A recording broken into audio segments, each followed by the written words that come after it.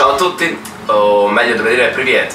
Sono appena tornato da un fantastico viaggio in Ucraina, esattamente a Kiev, nella capitale, e vorrei condividere con tutti voi qualche spezzone del nostro viaggio, o magari dare anche qualche consiglio utile ai viaggiatori alle prime armi. Abbiamo volato con la Ukrainian Airlines, siamo atterrati nell'aeroporto internazionale di Boryspil.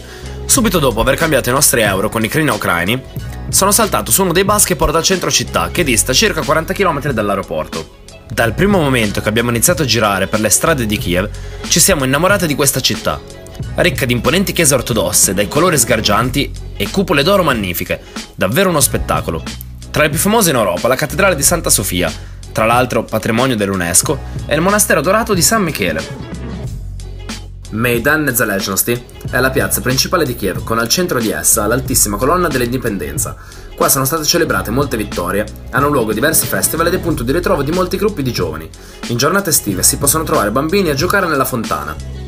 Nel 2014, purtroppo, è stato l'epicentro della rivoluzione dei cittadini contro il governo ucraino e ci sono state parecchie vittime. Direttamente connessa a Maidan c'è la via principale di Kiev, Kreshchatyk Vulitsa. È la primaria via dello shopping. Lungo la strada si è circondati da negozi, bar e ristoranti. Suggerisco davvero di fermarvi almeno per un caffè in una di queste terrazze per godervi appieno le vibrazioni di questo posto. Ogni weekend è chiusa al traffico e ci sono diversi stage di intrattenimento con musica e artisti di strada. Lo storico distretto di Podil è il più prestigioso quartiere di Kiev. Nelle viuzze intorno si possono trovare molti coffee place trendy dove fermarvi e rilassarvi. Se non avete tempo di andare a Pripyat, vi consiglio almeno di fare una visita al museo di Chernobyl, vicino alla fermata Kontrattova Plosha. Il museo racconta la storia della catastrofe nucleare attraverso esaudienti spiegazioni e immagini d'epoca. Consiglio di prendere l'audioguida in italiano perché tutte le descrizioni sono in ucraino. A 5 km dal centro si trova il Parco della Gloria, nel quale c'è il Museo della Storia dell'Ucraina e diverse esposizioni di carri armati e aerei di battaglia risalenti alla guerra mondiale. Ma il monumento più strabiliante è la Statua della Madre Patria, alta 102 metri e dedicata alla vittoria dell'ex Ucraina sovietica contro la Germania nazista. In Kiev anche prendere la metropolitana è un'avventura adrenalinica, quando impiegherete 5 minuti per scendere nelle scale mobili i 100 metri della metropolitana più profonda del mondo. Oh my goodness, that is so scary.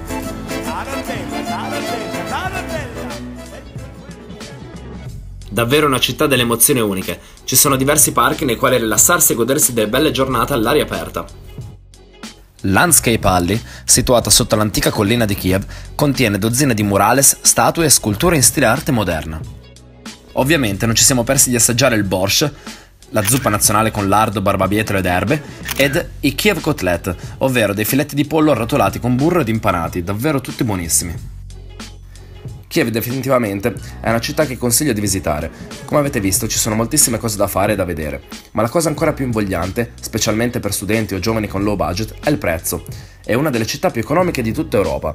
Basta pensare al prezzo della metropolitana è di soliti 16 centesimi, un pacco di sigarette 1 euro, birra nel supermarket 50 centesimi, i fast food per esempio come il McDonald's 2,30 euro, una cena in un ristorante partendo con antipasti, primi, dolci e vino intorno ai 10 euro a persona, davvero economicissima. Spero che il video vi sia piaciuto. Se qualcuno di voi ha intenzione di andare a Kiev e ha qualche domanda da fare, magari ha qualche dubbio, può scrivere nei commenti e se posso aiutare risponderò volentieri.